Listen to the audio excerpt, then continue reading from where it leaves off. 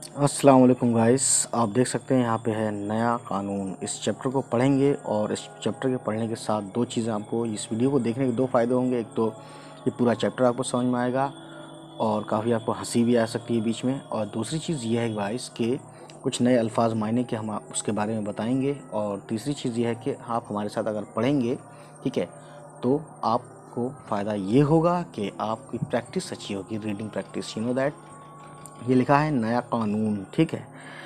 मंगू कोचवान, कोचवान एक तरह से मतलब जो टांगा वगैरह चलाता है, you know that very well, और मंगू उसका नाम है। तो देखिए, मंगू कोचवान अपने अड्डा बोलते हैं जैसे कि जहाँ चाय वाय पीते हैं, टपरी वगैरह होती है, या जहाँ सब लोग इकट्ठा होकर बातचीत करते हैं, यू नो, आप जानते हैं सब चीज़ें। अड्डे में बहुत अक्लमंद समझा जाता था। गो उसकी तालीमी हैसियत, है ना, गो यानी कि जबकि उसकी तालीमी हैसियत से मतलब है उसकी जो एजुकेशन, जो क्वालिफ़िकेशन थी, सिफ़र के बराबर थी। सिफ़र बोलते हैं ज़ीरो को। और उसने कभी स्कूल का मुंह भी नहीं देखा था, ठीक है। लेकिन इसके बावजूद उसे दुनिया भर की चीज़ों का इल्म था। इल्म यानी कि जानकारी, नॉलेज बोलते हैं, है ना। अड्डे के वो तमाम कोचवान जिनको ये जानने की ख्वाहिश होती थी कि दुनिया के अंदर क्या हो रहा है, उस्ताद मंगू की वसी मालूमात, वसी यानी ज़्यादा, बढ़ी हुई यानी बहुत वाइड, मालूमात यानी नॉलेजेस, ठीक है, मालूमात तो जानते हैं आप, से अच्छी तरह वाकिफ़ थे, यानी कि फैमिलियर थे। सो गाइस देखते हैं, पिछले दिनों जब उस्ताद मंगू ने अपनी एक सवारी से स्पेन में जंग छिड़ जाने की अफवाह सुनी थी तो उसने गामा चौधरी के चौड़े कंधे पर थपकी देकर मुदब्बिराना अंदाज में, ठीक है, यानी थोड़ा सा इज्जत से पेशन गोई की थी। यानी एक तरह से पेशन गोई यानी कि आगे के बारे में जो होने वाला है उसको बताना, ठीक है। तो गाइस मुदब्बिराना बोलते हैं समझदारी और अक्लमंदी से, है ना, भरा हुआ, है ना, यानी अक्लमंदी के साथ। देख लेना चौधरी, थोड़े ही दिनों में स्पेन में जंग छिड़ जाएगी, ठीक है। और जब गामा चौधरी ने उससे ये पूछा कि स्पेन कहाँ वाक़ है, तो उस्ताद मंगू ने बड़ी मतानत से जवाब दिया था, विलायत में। और कहाँ? विलायत बोलते हैं जहाँ पे ब्रिटेन है, ठीक। जो ये वर्ड आया है मतानत, ठीक है, इसका मतलब होता है यानी सीरियसनेस के साथ, ठीक है। मतानत यानी संजीदगी या सीरियसनेस या गंभीरता जिसे बोलते हैं, ठीक। विलायत में, हाँ, ठीक है। स्पेन में जंग छिड़ी, यानी स्पेन में जंग छिड़ी। और जब हर शख्स को इसका पता चल गया तो स्टेशन के अड्डे में जितने कोचवान हल्का बनाए हुक्का पी रहे थे, हल्का बोलते हैं यानी गोल गोल घेरा बना के, ठीक है, दिल ही दिल में उस्ताद मंगू की बड़ाई का एतराफ़ कर रहे थे। एतराफ़ यानी कि मानना कोई चीज़, है ना, यकीन कर लेना। और उस्ताद मंगू उस वक्त माल रोड की चमकीली सतह बोलते हैं सरफेस, है ना, ऊपरी हिस्सा, जैसे इस सतह पर लिखा हुआ है कागज़ के, यहाँ पढ़ रहे हैं, पर तांगा चलाते हुए अपनी सवारी से ताज़ा हिंदू मुस्लिम फसाद पर तबादला ख्याल कर रहा था। तबादला ख्याल बोलते हैं यानी कि कुछ बात अपनी कहना, कुछ बात दूसरे की कहना, सुनना, इस आपस में बातचीत, है ना, ये सब चीज़ें होती हैं। उस्ताद मंगू को अंग्रेज़ों से बड़ी नफ़रत थी और उसका सबब यानी वजह तो वो ये बतलाया करता था कि वो उसके हिंदुस्तान पर अपना सिक्का चलाते हैं और तरह तरह के जुल्म ढाते हैं। अब एक चीज़ मैं बताता हूँ गाइस, जैसे ये है वो, हिंदी में इसको वह बोलते हैं, वाव और हा से बनता है वो, है ना। इंग्लिश में डैड बोलते हैं। अब ये हिंदी में वह होता है, लेकिन उर्दू में हमेशा इसमें भी वाह और हे वाली साउंड है, लेकिन उर्दू में वो बोलते हैं, वह नहीं बोलते, you know that very well, ठीक है। मगर उसके तनफ़ुर की सबसे बड़ी वजह ये थी कि छावनी के गोरे उसे बहुत सताया करते थे, यानी कि उसके नफ़रत, दिल में जो नफ़रत थी या ये सब चीज़ें, है ना, जो उसके चल रही थी अंग्रेज़ों को लेकर, वो उसके साथ ऐसा सलूक करते थे गोया वो एक जलील कुत्ता है, यानी बहुत गंदा सलूक करते थे उसके साथ। कौन लोग? अंग्रेज़ लोग, you know that very well. इसके अलावा उसे इनका रंग भी बिल्कुल पसंद ना था। पसंद यानी कि पसंद एक पर्शियन वर्ड है, ठीक है, लाइक करना यानी कि पसंद मतलब। जब कभी वो गोरे के सुर्ख व सफ़ेद भी पर्शियन है, सुर्ख भी, खैर पर्शियन तो बहुत सारे हैं। गोरे के सुर्ख व सफ़ेद यानी कि लाल और सफ़ेद चेहरे को देखता तो उसे मतली सी आ जाती, यानी उल्टी टाइप की। ना मालूम क्यों वो कहा करता था कि उनके लाल झुर्रियों भरे चेहरे को देखकर मुझे वो लाश याद आ जाती है जिसके जिस्म पर से ऊपर की झिल्ली गल कर झड़ रही हो। तो बहरहाल इसका अपना सोचना था इस चीज़ को लेकर, वरना बहुत लोग अंग्रेज़ों को पसंद भी करते हैं उनकी स्किन की वजह से। जब किसी शराबी गोरे से उसका झगड़ा हो जाता तो सारा दिन उसकी तबीयत मुकद्दर रहती। मुकद्दर यानी यहाँ मुकद्दर जो है ये बड़ी काफ से नहीं है, छोटी काफ से है, यानी सुस्त रहती, परेशान सा, मतलब ज़्यादा मज़ा नहीं आता उसको। और वो शाम को अड्डे में आकर हल मार के सिगरेट पीता या हुक्के के कश लगाते हुए उस गोरे को जी भर कर सुनाया करता। ठीक है, जाहिर है जो दिल के साफ़ होते हैं वो यही काम करते हैं, या दिल में जो होता है वो निकलता ही है, आप तो जानते हैं ये बात पहले से ही। ठीक है, ये मोटी गाली देने के बाद वो अपने सर को ढीली पगड़ी समेत झटका देकर कहता था, आग लेने आए थे अब घर के मालिक, यानी अंग्रेज़ों के लिए बोल रहे हैं। तो गाइस ये है, मालिक ही बन गए हैं। नाक में दम कर रखा है इन बंदरों की औलाद ने, यूं रौब गांठते हैं गोया, यानी मानो हम उनके बावा के नौकर हैं। बावा यानी बाप को बोलते हैं ना देसी लैंग्वेज में कहीं कहीं। इस पर भी उसका गुस्सा ठंडा नहीं होता था जब तक उसका कोई साथी उसके पास बैठा रहता, वो अपने सीने की आग उगलता रहता। ठीक है, तो ये है कहानी, आगे देखते हैं। शक्ल देखते हो ना तुम उसकी, जैसे कोढ़ हो रहा है, बिल्कुल मुर्दार। मुर्दार यानी कि मरा हुआ। एक धप्पे की मार और गिट पिट यूं बक रहा था जैसे मार ही डालेगा, यानी बहुत गुस्से में होता था वो अंग्रेज़ों को लेकर। तेरी जान की कसम पहले पहल जी में आई के मलऊन को खोपड़ी के पुर्जे उड़ा दूं। ठीक है, पुर्जे बोलते हैं, वैसे पुर्जे जो हैं मशीन में यूज़ होते हैं, नट बोल्ट ये सब उसके हिस्से, लेकिन यहाँ खोपड़ी यानी कि सर फोड़ दूँ, है ना। लेकिन इस ख्याल से टल गया कि इस मरदूद को मारना अपनी हद तक है, यानी कि बेइज्जती है। ये कहते कहते थोड़ी देर के लिए वो खामोश हो जाता और नाक को खाकी कमीज बोला है, कमीज़ होता है वैसे, बहरहाल जो भी है, कि आस्तीन से साफ़ करने के बाद फिर बुड़बुड़ाने लग जाता। यानी वो जैसा एकदम वैसा ही दिखाया है जैसा इस टाइप के लोग होते हैं, क्योंकि वो थोड़ा गंदे भी होते हैं, कहना नहीं चाहिए, लेकिन सच्चाई यही है। कसम है, सब नहीं होते, कुछ लोग या आधे लोग कह लो, या जो भी है, मैंने देखा तो ऐसे ही। कसम है भगवान की, इन लाट साहबों के नाज उठाते उठाते तंग आ गया हूँ। जब कभी उनका मनहूस चेहरा देखता हूँ, रगों में खून खौलने लग जाता है। कोई नया कानून वानून बने तो इन लोगों से निजात मिले, तेरी कसम जान में जान आ जाए। बेचारा। और जब एक रोज़ उस्ताद मंगू ने कचहरी से अपने तांगे पर 2 सवारियां लादी और उनकी गुफ्तगू यानी बातचीत से इसको पता चला कि हिंदुस्तान में जदीद आइन, यानी कि जदीद बोलते हैं नया, आइन यानी कि कानून, नाफिज यानी लागू होने वाला है, तो उसकी खुशी की कोई इंतहा ना रही, यानी बहुत खुश हुआ। That very well. वो मारवाड़ी जो कचहरी में अपने दीवानी मुकदमे के सिलसिले में आए थे, घर जाते हुए जदीद आइन यानी इंडिया एक्ट के बारे में आपस में बातचीत कर रहे थे। मारवाड़ी समझ रहे हैं आप, दैट वेरी वेल, जो उसकी सवारी थे ये, है ना, ये सवारी, और वो सवारियों की बात सुनता था, जाहिर है। सुना है 1 अप्रैल से हिंदुस्तान में नया कानून चलेगा, क्या हर चीज़ बदल जाएगी? उसमें से कोई एक सवाल करता है आपस में। हर चीज़ तो नहीं बदलेगी, मगर कहते हैं कि बहुत कुछ बदल जाएगा और हिंदुस्तानियों को आज़ादी मिल जाएगी। ठीक है, तो समझ लीजिए गाइस, इस वक्त जो आज़ाद हैं आप हिंदुस्तान में, उस वक्त ये बहुत बड़ी चीज़ हुआ करती थी।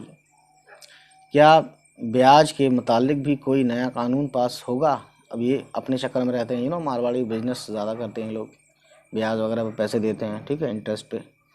इन मारवाड़ियों की बातचीत उस्ताद मंगू के दिल में नाकाबिले बयान खुशी पैदा कर रही थी। नाकाबिले बयान यानी ऐसी खुशी जो बयान नहीं की जा सकती। वो अपने घोड़े को हमेशा गालियां देता था और चाबुक से बहुत बुरी तरह पीटा करता था, मगर इस रोज़ वो बार बार पीछे मुड़कर मारवाड़ियों की तरफ देखता और अपनी बढ़ी हुई मूँछों के बाल एक उंगली से बड़ी सफाई के साथ ऊंचे करके घोड़े की पीठ पर बागें ढीली करते हुए बड़े प्यार से कहता, चल बेटा। यानी अब ये मार नहीं रहा था अपने घोड़े को, है ना, इस दिन, जिस दिन ये मारवाड़ी बात कर रहे थे।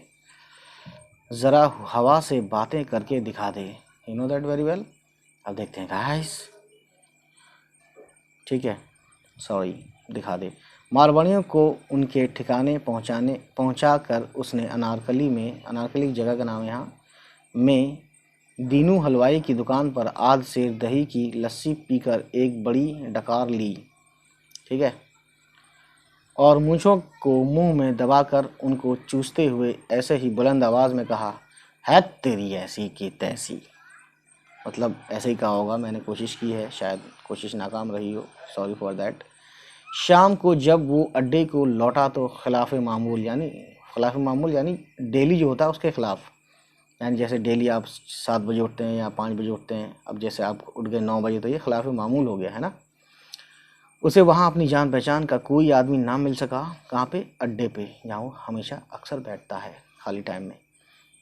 ये देखकर उसके सीने में एक अजीब व गरीब, यानी बहुत नई, एकदम अजीब गरीब, जब ये तो जानते हैं आप, वंडरफुल, है ना, तूफान बरपा हो गया, है ना। आज वो एक बड़ी खबर अपने दोस्तों को सुनाने वाला था, बहुत बड़ी खबर, और इस खबर को अपने अंदर से पेज पलटते हैं। बाहर निकालने के लिए वो सख्त बेचैन था, लेकिन वहाँ कोई था ही नहीं। अब देखिए गाइस, आधा घंटे तक वो चाबुक बगल में दबाए स्टेशन के अड्डे की आनी बोलते हैं छत, आनी छत यानी कि लोहे की छत के नीचे बेदिली यानी कि बेमन से की हालत में टहलता रहा। उसके दिमाग में बड़े अच्छे अच्छे ख्यालात आ रहे थे। नए कानून के निफाज की खबर ने उसको एक नई दुनिया में ला खड़ा कर दिया था। कौन सी दुनिया थी? उसके ख्यालों की दुनिया, है ना। वो इस नए कानून के मुतालिक जो 1 अप्रैल को हिंदुस्तान में नाफिज होने वाला था, अपने दिमाग की तमाम बत्तियां रोशन करके गौर व फिक्र कर रहा था। ठीक, इसके कानों में उसके, क्योंकि इस बोलते हैं पास वाले शख्स के लिए, लेकिन उस यूँ की वो दूर है हमसे, उसके कानों में मारवाड़ी का ये अंदेशा यानी कि शक, क्या ब्याज के मुतालिक भी कोई नया कानून पास होगा, बार बार गूंज रहा था। यानी उसने जो आवाज़ सुनी थी, है ना, टांगा चलाते वक्त, और उसके तमाम जिस्म में मुसर्रत की एक लहर दौड़ रहा था। मुसर्रत बोलते हैं खुशी। ठीक गाइस, अब देखते हैं। वो बेहद मसरूर था, ये भी इसका मतलब है खुश था। ये खुशी है, ये खुश। खासकर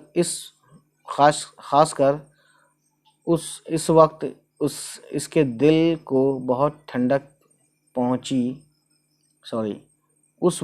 इस वक्त उसके दिल को बहुत ठंडक पहुंची जब वो ख्याल करता कि गोरों सफ़ेद चूहों, वो उनको इसी नाम से याद करता था, यानी गोरों को सफ़ेद चूहे कहता था, ठीक है, कि थूथनियाँ नए कानून के आते ही बिलों में हमेशा के लिए गायब हो जाएंगी। जब नत्थू गंजा पगड़ी बगल में दबाए अड्डे में दाखिल हुआ तो उस्ताद मंगू बढ़कर उससे मिला और उसका हाथ अपने हाथ में लेकर बुलंद आवाज़ से कहने लगा, ला हाथ इधर, ऐसी खबर सुनाऊं कि जी खुश हो जाए, तेरी इस गंजी खोपड़ी पर बाल उगाएं। मतलब खुशी में ऐसा कुछ बोलते हैं जो अटपटा सा नहीं लगता, लेकिन अच्छा लगता है। और ये कहकर मंगू ने बड़े मज़े लेकर नए कानून के मुताल्लिक यानी के बारे में अपने दोस्त से बातें शुरू कर दी। दौरान गुफ्तगू यानी गुफ्तगू के समय है ना में उसने कई मर्तबा नत्थू गंजे के हाथ पर ज़ोर से अपना हाथ मार कर कहा, तू देखता रह क्या बनता है, यानी क्या होता है आगे। ये रूस वाला बादशाह कुछ ना कुछ ज़रूर करके रहेगा, ठीक है। तो रशिया उस वक्त भी काफ़ी बड़ा था, यूएसएसआर के नाम से था। कई कंट्री उसके अंडर में कॉलोनी थी, एक तरह से समझ लीजिए आप। बाद में टूट गया 92 में शायद, जहाँ तक मैं समझ पा रहा हूँ, ठीक है। उस्ताद मंगू मौजूदा सोवियत निज़ाम की इश्तराकी सरगर्मियों के मुतालिक बहुत कुछ सुन चुका था। इस तरह के बोलते हैं मतलब आपसी जो है सामने बैठकर या सहमति। और उसे वहाँ के नए कानून और दूसरी नई चीज़ें बहुत पसंद थीं। इसीलिए उसने रूस वाले बादशाह को इंडिया एक्ट यानी जदीद आइन के साथ मिला दिया। यानी बात थी कहाँ कहाँ ले गया वो, ठीक है। और 1 अप्रैल को पुराने निज़ाम में जो नई तब्दीलियाँ पैदा होने वाली थीं वो उन्हें रूस वाले बादशाह के असर का नतीजा समझता था। यानी उसको जो उसने जो एक कहानी सुनी थी, है ना, यानी जो जुमला सुना था नया कानून नाफिज होगा, ठीक है, नाफिज मतलब लागू। तो उसे लगता था कि रूस के बादशाह की वजह से ये हो रहा है, ठीक है, जो भी होगा मतलब यहाँ नया कानून। अब देखिए, कुछ अरसे से पेशावर और दीगर शहरों में सुर्ख पोशों की तहरीक जारी थी। सुर्ख पोश यानी कि जो लाल, ठीक है, लाल कपड़े ये अंग्रेज़ी पहनते थे जहाँ तक मैं समझ पा रहा हूँ, है ना। अरसा बोलते हैं समय, ठीक है। पेशावर यानी पाकिस्तान में एक जगह है, पेशावर शहर का नाम है, ठीक। तो इंडिया पाकिस्तान सब एक ही था उस वक्त, उस्ताद मंगू ने इस तहरीक को अपने दिमाग में रूस वाले बादशाह और फिर नए कानून के साथ खलत मलत कर दिया, यानी मिला दिया था, है ना, मिक्स कर दिया था। उसके अलावा जब कभी किसी से सुनता कि फ़लाँ शहर में इतने बमसाज पकड़े गए हैं या फ़लाँ जगह इतने आदमियों पर बगावत के इल्ज़ाम में मुकदमा चलाया गया है, तो उन तमाम वाक़यात को नए कानून का पेश खैमा समझता और दिल ही दिल में बहुत खुश होता था। अब देखिए इसमें क्या है, फ़लाँ शहर यानी कि उस वक्त अंग्रेज़ों की हुकूमत थी, तो जो हिंदुस्तानी थे वो बम वगैरह फोड़ते थे कहीं ना कहीं, है ना, अपनी आज़ादी के लिए। तो जब ये सुनता था कि कहीं बम फोड़ने वाले पकड़े गए हैं, तो इसे लगता था कि नया कानून आने वाला है और इसलिए तहरीक तेज़ हो गई है। लोग जो है अपने अपने लेवल से मतलब कोशिश कर रहे हैं इनको भगाने के लिए। और जैसे मान लीजिए कहीं बम पकड़े गए, है ना, ये 1800 काफ़ी मतलब 47 से पहले की कहानी है, जब भी की बात हो, है ना। और कहीं सुनता था कि इतने आदमी कहीं बगावत, बगावत बोलते हैं राजद्रोह, ठीक है ना, राजद्रोह बोलते हैं इसको, ठीक, सेडिशन, ठीक है, का चार्ज लगा इस तरीके से मतलब। तो उसको ये लगता था कि नया कानून आने वाला है पक्का, ऐसा लग रहा था उसको, है ना। एक रोज़ उसके तांगे में 2 बैरिस्टर बैठे। बैरिस्टर बोलते हैं जिन लोगों ने कैम्ब्रिज वगैरह से मतलब लॉ की डिग्री ली है, तो उसे बैरिस्टर बोलते हैं। बैठे नए आइन पर बड़े ज़ोर से तनकीद कर रहे थे और वो खामोशी से उनकी बातें सुन रहा था। उनमें से एक दूसरे से कह रहा था, देखते हैं अगले पेज पर क्या है गाइस, क्या कह रहा था। जदीद आइन यानी नया कानून का दूसरा हिस्सा फेडरेशन है जो मेरी समझ में अभी तक नहीं आया। ऐसी फेडरेशन दुनिया की तारीख़ में आज तक ना सुनी ना देखी गई है। सियासी नज़रिए के एतबार से भी ये फेडरेशन बिल्कुल गलत है, ठीक है। तो बैरिस्टर की बातें सुन रहा था, ये कानूनी अपनी बातें कर रहे थे वो, ठीक है।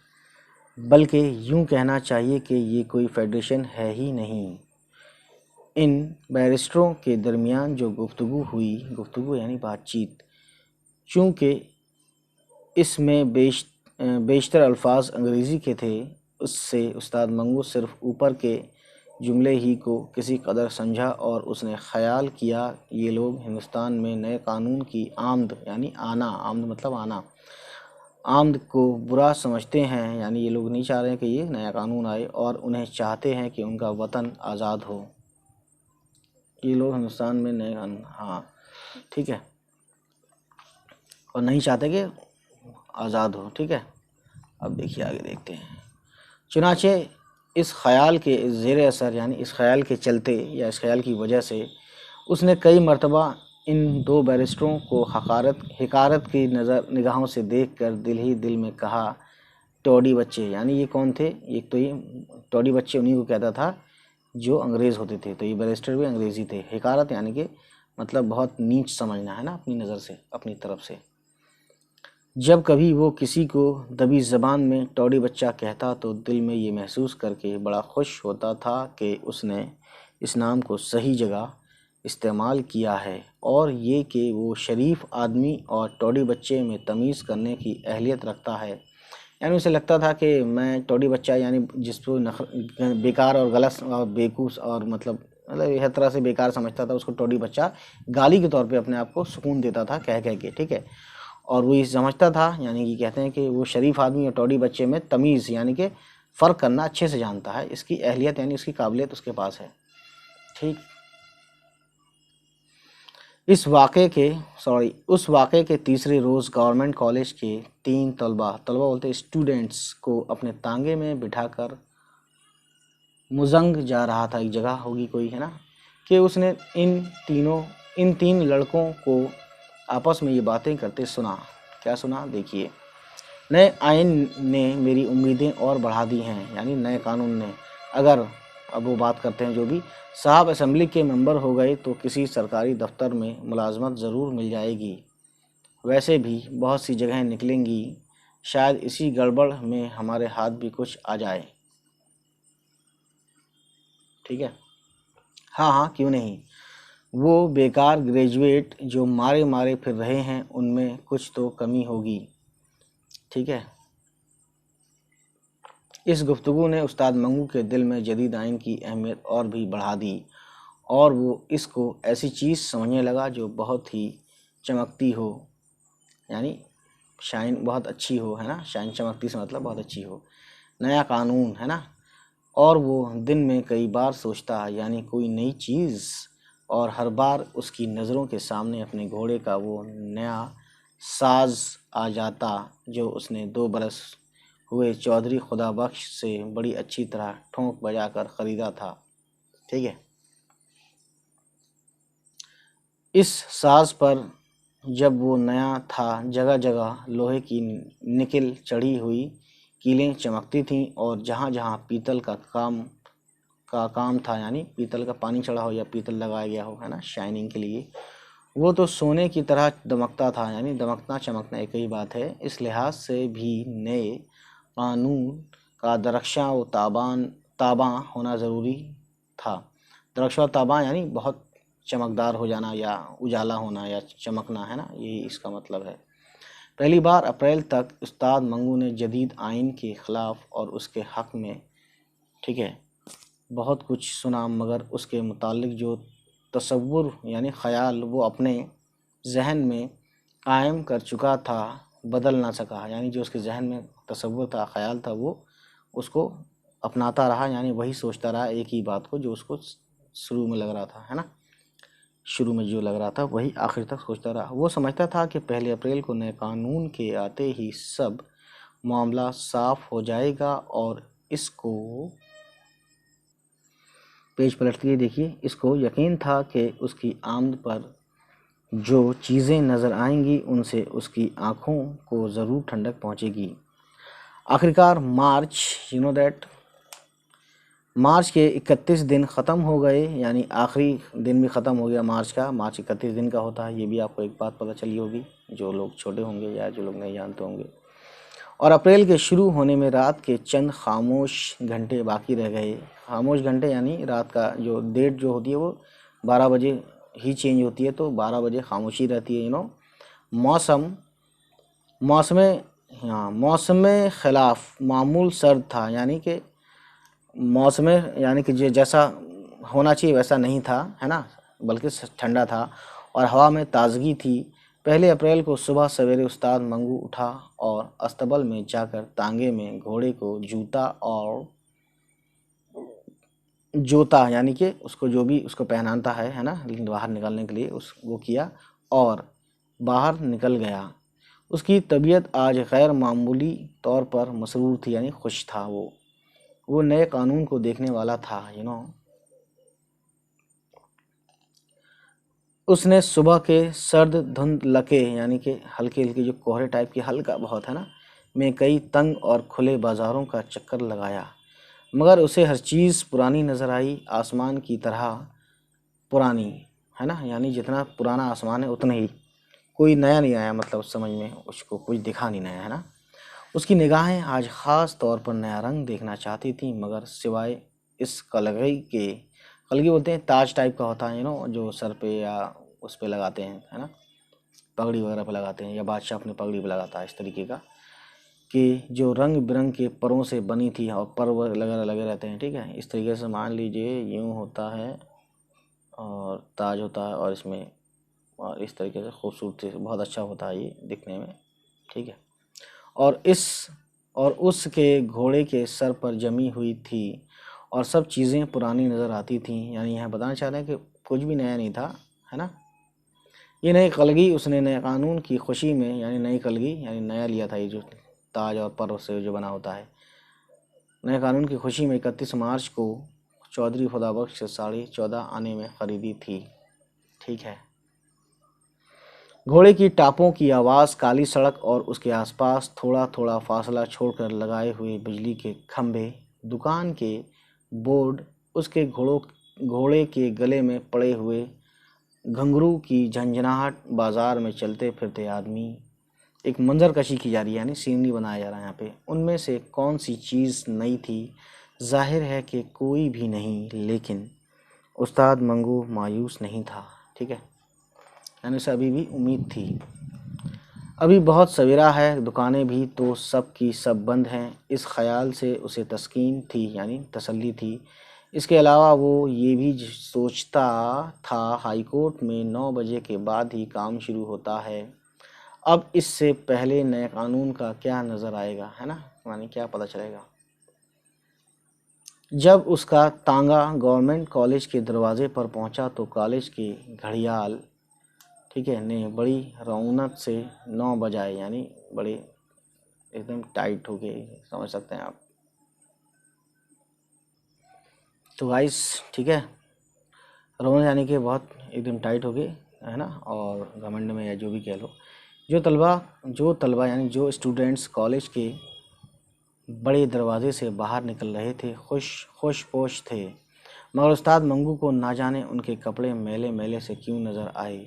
शायद खुश पोश यानी बहुत अच्छे साफ़ सुथरे कपड़े पहने हुए थे। शायद उसकी वजह ये थी कि उसकी निगाहें आज किसी खैराकुन जलवे का नज़ारा करने वाली थी, यानी कुछ और अच्छी चीज़ का, है ना।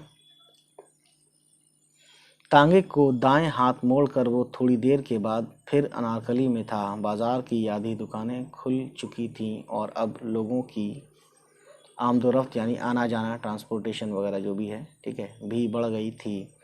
हलवाई की दुकानों पर ग्राहकों की खूब भीड़ थी, मनहारी वालों की नुमाइशी चीज़ें शीशे की अलमारियों में लोगों को दावते नज़ारा दे रही थीं। दावते नज़ारा यानी कि लोगों को अपनी तरफ अट्रैक्ट कर रही थी, है ना। और बिजली के तारों पर कई कबूतर आपस में लड़ झगड़ रहे थे, जैसा कि अक्सर होता है। मगर उस्ताद मंगू के लिए इन तमाम चीज़ों में कोई दिलचस्पी न थी। वो नए कानून को देखना चाहता था, ठीक इसी तरह जिस तरह वो अपने घोड़े को देख रहा था। जी गाइस, समझ सकते हैं आप गाइस। उस्ताद मंगू तबियन बहुत जल्दबाज वाक़ हुआ था, यानी कि मतलब ऐसा लगता था कि बहुत जल्दबाज शख्स टाइप का है, यानी जल्दी जल्दी करने वाला आदमी है। वो हर सबब यानी हर वजह की अमली तशकील देखने का न सिर्फ ख्वाहिशमंद था, यानी हर चीज़ को वो एकदम प्रैक्टिकल देखना चाहता था, बल्कि मुतजस्सिस था, यानी कि वो तलाश करने वाला भी था, यानी वो सोच और तलाश और ये सब गौर फिक्र, मुझे मुतजस्सिस बोलते हैं, एक तरह से तलाश करने वाला, खोजबीन करने वाला, है ना।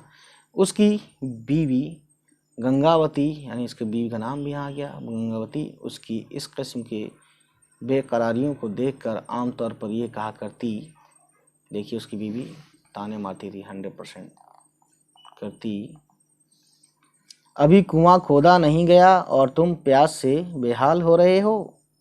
यही चीज़ है।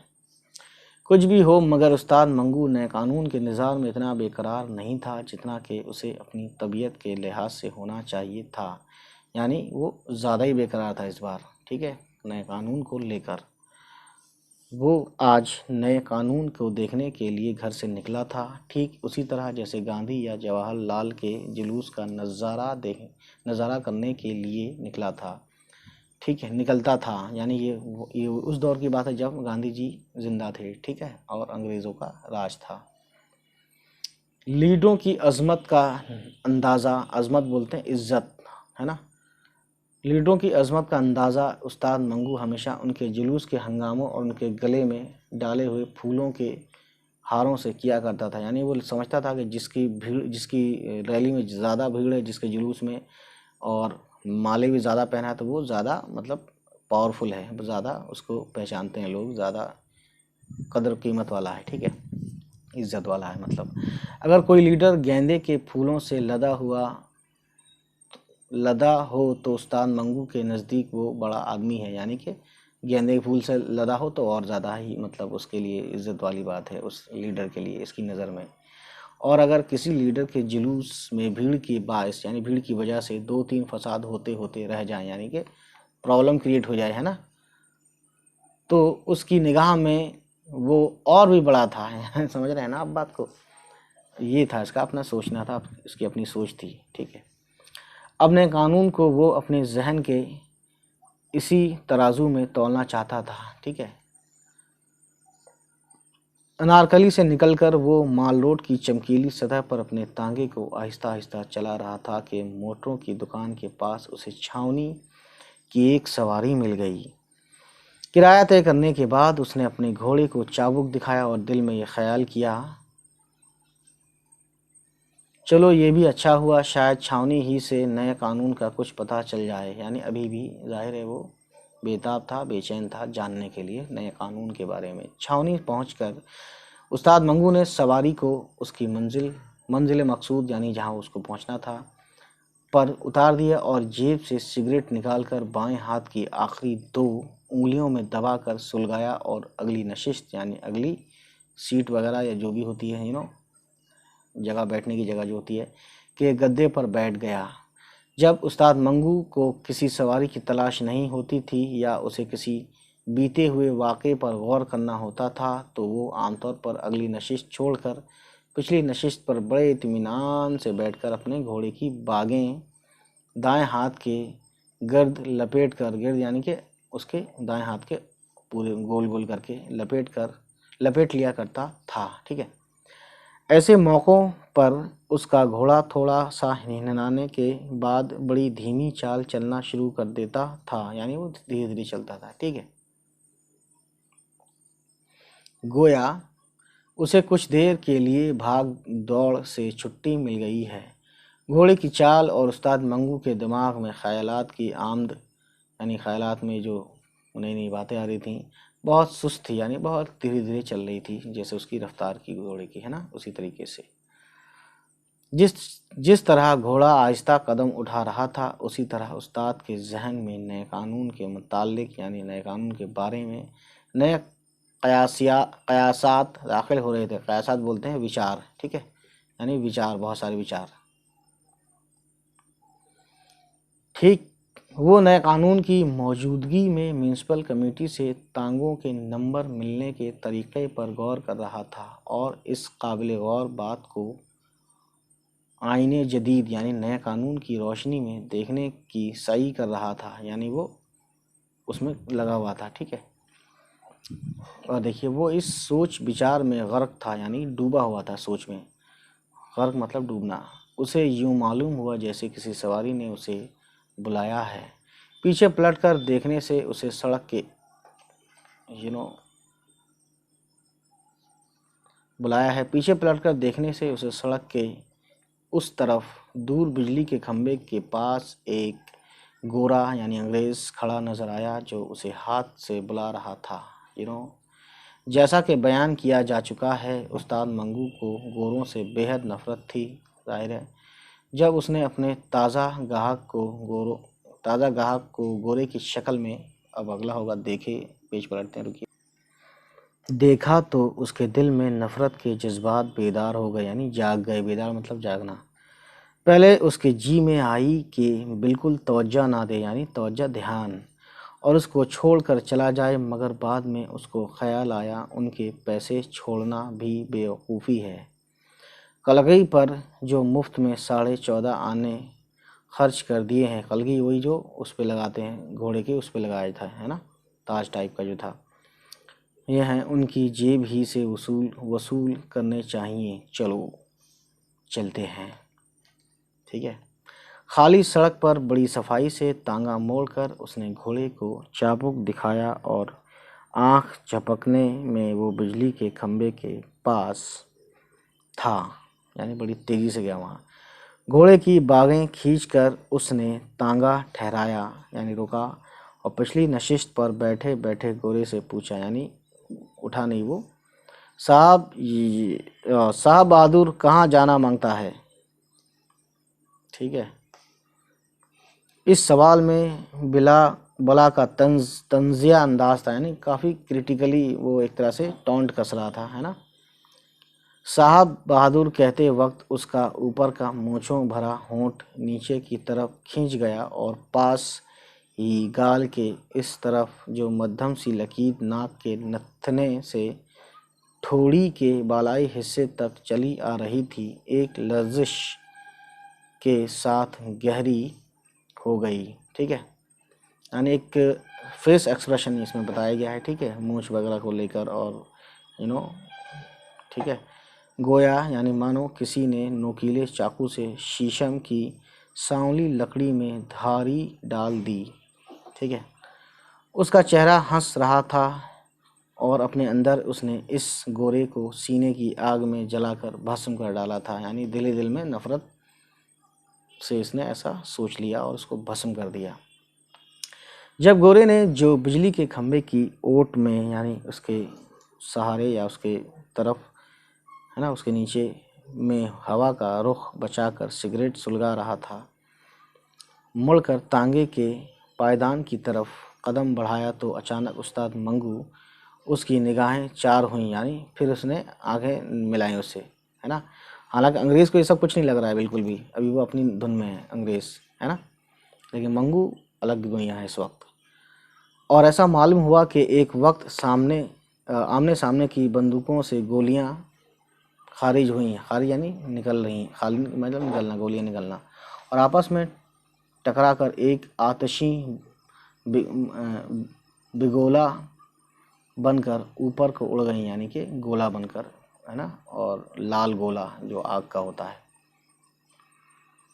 उस्ताद मंगू जो अपने दाएं हाथ से बाग के बल खोलकर तांगे पर से नीचे उतरने वाला था, अपने सामने खड़े गोरे को यूं देख रहा था गोया वो उसके वजूद के जर्रे जर्रे को अपनी निगाहों से चबा रहा है, और गोरा कुछ इस तरह अपनी नीली पतलून पर से गैर मरई चीज़ें झाड़ रहा है, गोया वो उस्ताद मंगू के इस जुमले से अपने वजूद के कुछ हिस्से को महफूज रखने की कोशिश कर रहा है। ठीक है, पतलून यानी कि पैंट, और अगला वर्ड, और ये जो गैर मरई था गाइस, इसका मतलब समझ लीजिए यानी ऐसी चीज़ जिसको हम पसंद नहीं करते हैं या जिसको देख ना सकें। ठीक है, चीज़ झाड़ रहा है गोया उसके, हाँ हाँ ठीक है, ये तो हो गया शायद, सॉरी।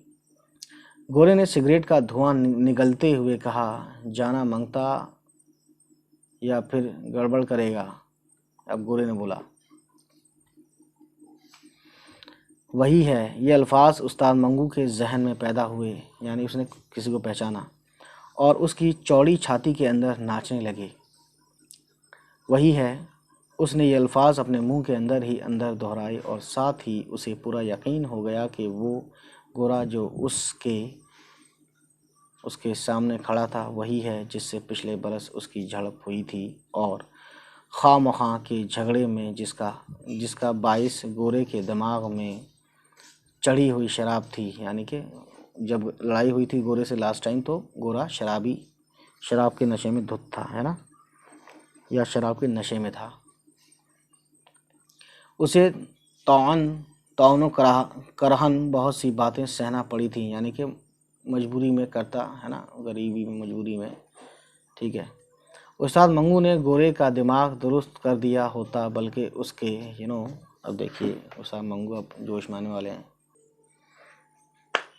पुर्जे उड़ा दिए होते, मगर वो किसी ख़ास मसलहत की बिना पर, मतलब होते हैं एक राज या कोई ऐसी बात जो वो चाहता नहीं हो सामने आए, है ना, ऐसी छिपी हुई बात, है ना, कि बिना पर खामोश की वजह, यानी बिना मतलब बेस्ड पर खामोश हो गया था।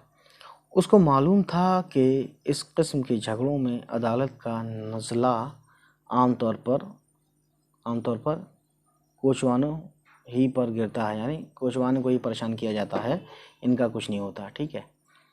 उस्ताद मंगू ने पिछले बरस की लड़ाई और 1 अप्रैल के नए कानून पर गौर करते हुए गोरे से कहा, कहाँ जाना मांगता है, मांगता है, टा यहाँ पे टा लिखा है। ठीक है। उस्ताद मंगू के लहजे में चाबुक ऐसी तेज़ी थी, यानी चाबुक की तरह, चाबुक होता है जो घोड़े को मारते हैं और तेज़ भागता है, वो जो होती है ना, छड़ी टाइप की समझ लो। गोरे ने जवाब दिया, हीरा मंडी, किराया 5 रुपया होगा। उस्ताद मंगू की मूंछें थरथराईं। ठीक है। ये सुनकर गोरा हैरान हो गया। वो चिल्लाया, 5 रुपये? क्या तुम, जो भी उसने बोला, 5 रुपये? ये कहते हुए उस्ताद मंगू का दाहिना बालों भरा हाथ भिंच कर एक वजनी घूंसे की शक्ल अख्तियार कर गया, है ना, यानी अब वो तैश में आ रहा था, धीरे धीरे गुस्सा बढ़ रहा था उसका। क्यों जाते हो या बेकार की बातें बनाओगे? ठीक है। उस्ताद मंगू का लहजा ज़्यादा सख्त हो गया। ये मंगू ने बोला था, जाते हो या बेकार की बातें बनाओगे। गोरा पिछले बरस के वाक़े को पेश नज़र रखकर उस्ताद मंगू के सीने की चौड़ाई को नज़रअंदाज कर चुका था, यानी गोरे ने जो है, जो पिछली बार हुआ था, तो मंगू को जानता तो था, चौड़ा वड़ा जो भी है, लेकिन नज़रअंदाज कर चुका था। ठीक है। जो भी है, नज़रअंदाज करना यानी भुला चुका था या भूल चुका था, या उसने उसको देखा नहीं, ध्यान नहीं दिया। वो ख्याल कर रहा था कि उसकी खोपड़ी पर फिर खुजला रही है, यानी वो ख्याल कर रहा था, है ना।